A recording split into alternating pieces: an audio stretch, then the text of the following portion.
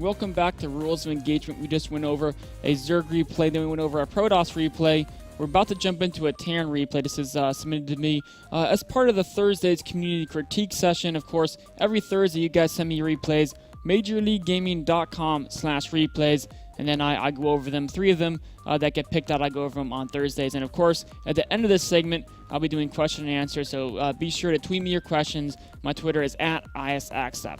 So let's get into this Terran replay. It's going to be on a Terran versus Zerg. And the question is, I want to know what I should have done to win this game. Because in the final push, I get obliterated. Is it army composition? Also, I would love your opinion on this build order and what could be better. So we're going to look at 3 main points here. One is going to be, we want to know how to streamline the build. And then we want to know the attack timing. And then we want to talk about tactics you can use with your composition. So let's jump into replay and talk about streamlining the opening first. So the most important thing I would say is recognize what your build is. So you're doing a bio-heavy opening build, and there's a lot of inefficiencies here with the gas timing and the barracks timing, and the fact that there wasn't really a fast reactor, or there wasn't a ton of marine production. It's a second tech lab here, which isn't going to get an upgrade done in time for your attack to hit. So it's you should either start the combat shield much earlier so it finishes the same time as them in time for your attack, which actually about 40 seconds earlier, or you should just not get it and they get combat shield at the same tech lab after you gets them. Either way, it's not a big deal. One thing I would say is if you want to do these bio-heavy openings against Zerg, watch some Bomber games. I mean, he's got plenty of replays out there. You can watch all his tournament games. Bomber has definitely the best heavy bio openings against Zerg. So go ahead and check out some of his games to get a little more streamlined of an opening. I just mentioned a few things. And of course, the other thing is here we're 8 minutes in a game, we only have 32 SCVs. And that's kind of a big problem. You should really be closer to 40 at this point as Terran. But let's get into the game. Let's talk about the attack timing. So the first attack is going to be launched out with these Marines. It's going to hit right when Stim finishes, which is just perfect. Heading over this way first, a little bit of a mistake there. And this is the fine timing. It's totally fine to move out here, attack with some Marines. And then as you attack, you're going to notice, oh no, he's got a bunch of roaches, so I can't beat that, right? Then you come back again for some reason and lose a few more guys. Not too big deal, but basically you realize he's got a bunch of roaches which are strong early game. You can't really go for more timing. So the first attack was fine. You're doing that blind. You're kind of scouting him with that attack as well. But now he's got a bunch of roaches and queens and spine on creep. This second attack that you send out, which you're going to send out right about now, this doesn't really make any sense. Yeah, it might line up nicely with 1-1, or I'm hoping it's going to. But it's not going to work anyway. You just got a bunch of Marines, no medevac support against a bunch of roaches. And maybe if it was like slow banelings, you could stutter step with Stim. But against roaches on creep, you can't really micro, and he's going to have more than you. You're just going to take some poor losses. So here you should be backing away. Because right now this army could be, like, if he was making 20 speedings and the roaches hit you and then the speedings stopped you from retreating, you'd lose everything. And so you really want to just back up, wait for a better tech composition before you go again. I think you've got some medevacs coming out now, or you have some medevac production available. But instead, I mean, staying out here and fighting, you're just going to take more and more poor losses as you come in, especially once he gets roach speed up or baning speed. In fact, here he goes, clean up your whole army. You can see units lost, you're behind a Zerg, which you don't really want to be at if you're doing this heavy powering 2-base, because the idea of this 2-base is you got a very late third in order to get a huge army up, right? And the goal of getting a huge army up is, yeah, you can get this huge army and then you can trade very, very efficiently because you outnumber them. You go into him and you see, oh, he cut a bunch of drones to get a huge army as well. So that means you should back up and take your third a little faster. You shouldn't keep on attacking and throwing kind of units into the meat grinder. So there's a little bit of mistake there with the attack timing. The first attack was great. After that, I'd like to be a little bit more defensive. So we're going to talk about the tactics. The one thing is, actually first let's jump onto the composition. So we're over here. One thing I noticed is at around the basically 12 or 13 minute mark, as soon as you finish getting these 2 tanks, you never build a single tank for the rest of the game, which is definitely kind of, well, it's a mistake considering you built 2 factories and 2 tech labs and you don't use them for the next 15 minutes. It's okay to do a very tank-like composition, but then you shouldn't be building 2 factories and 2 tech labs. Like 1 factory and 1 tech lab would be fine. I would greatly prefer heavy tank compositions. The tank-like compositions are very, very difficult to play. and I would not recommend him, especially on this map. So, we're going to talk about one thing to recognize is when you're going to try to decide what tactics to use, which is the whole idea of this section right here. You need to be guided by your advantages and disadvantages in the current situation. So the first thing is time for or against you, right? Like, as over the next minute or two, if nothing happens, will that help you more or your opponent more? Well, right now, you know your opponent's on relatively low tech. They made a lot of roaches, banelings, speedlings. So if you were producing a lot of tanks, all you have to do is sit back, wait for a bunch of tanks, then you would have an extremely strong timing attack available to you, maybe with like even 3-2 upgrades, something like that, or maybe 2-2 upgrades, with maybe 6 to 8 siege tanks. You're not going tanks, so your army composition is not going to get better over time. But what you need to do then is you need to say, well, I can't really kill him. In a straight up fight, Ring Marauder is not going to be super efficient. But what I can do is I can try to out macro him then, which, especially with Terran, is relatively easier to do because you can invest in macro without using food. So you can just build a whole ton of orbitals. And if you want to do that strategy, what you want to do is you want to just make a lot more orbitals and start throwing medevac drops all over the place. So you can see here, you're already working on some medevac drops. And the whole idea is that drops will buy you time. But that time is only useful. Actually, let's just go through this game. Over the next couple of minutes, you're going to do a whole bunch of drops here. In fact, let's actually just jump to your screen. So you're going to be doing a whole bunch of drops. And these drops, they do some damage, but they also lose you as many units as you're getting. So it's not... I mean, it's basically... It's relatively even trades. We're looking at unit loss step. It's basically even. But what they're doing is they're buying you time because he has to be defensive. But that is only useful if you're expanding your power faster than your opponent is, right?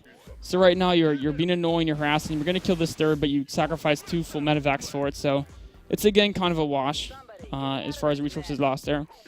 But the key thing to know here is time good for you or not? Well, your opponent's got Hive and a whole bunch of upgrades on the way. Yeah, he's wasting some money in mutas, which isn't very efficient at this point in the game, but what are you doing to make yourself strong over time? You're building a bunch of Marines and Marauders. You're not even getting 3-3. So time's actually against you, which means you shouldn't be doing drop play. You should be attacking. Of course, since you can't really attack, really what you should be doing is doing a drop play, but then also making investments that'll make you stronger as time goes on, like building more command centers, getting higher tech units. One of those two, or maybe even both of those, would have been a better type of investment. So if you're going to use drops to buy time, use that time to improve your position. Don't just keep doing what you're doing and expect some different result to change. The next thing you want to do is you have to realize the strengths and weaknesses of your composition. So do you want to basically do a whole bunch of army trades here? He does a little attack here, which you defend. Probably misguided attack on his side. So your army composition is Marine Marauder, and that gets stronger when there's less units. If it's small army versus small army, Marine Marauder is good. This is where you actually do want to trade armies. So the drop play is great. A lot of small skirmishes are great. You want to avoid one big conflict. So there's basically 2 ways to play it. Pure bio, you want to spread out engagements and expand aggressively. But the other way is to get a lot more tanks, especially with 2 factories tech lab. I'd recommend that. If you do tank support, then you want to focus the game onto a single front. So what we're going to do is we're going to bring up the map and talk about different ways to move your units and place your structures around the map depending on what strategy you're doing. So let's bring this out. So we're going to use red to say red will be what you did this game, which is going bio.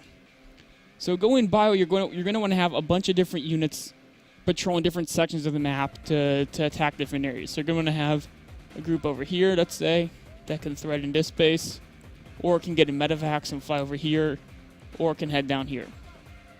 Right, this is your bio army, Marines. And then you might want to have another group that's over here.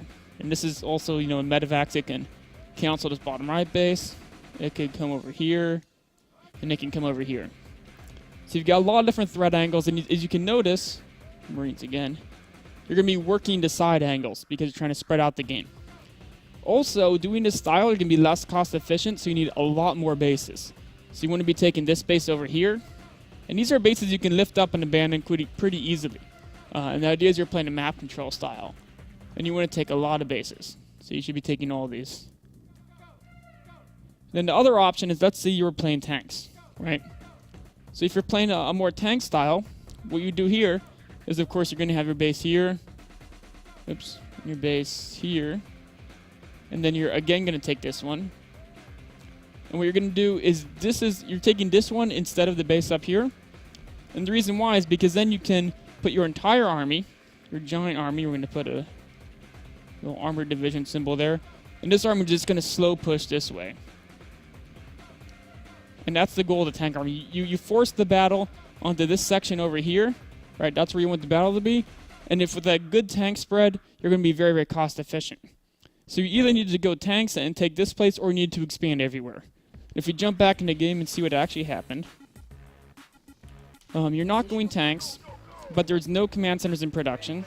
Just fast forward this a little faster.